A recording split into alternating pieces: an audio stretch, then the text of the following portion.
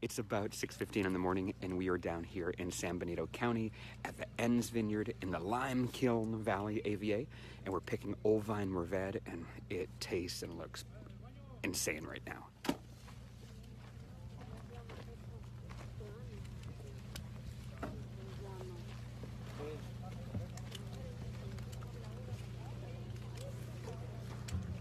We're moving at a really good pace this morning. We're gonna pull about 8 bins out of here, maybe 10. And I'm psyched, and look behind me.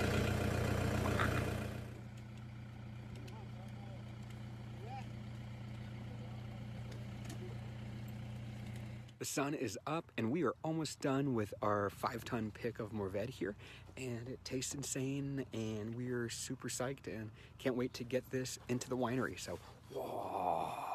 So the pick went incredible, super fast, way faster than I expected. Our truck is probably still about an hour, hour and a half out, but I'm just blown away by the quality of the fruit here this year. So.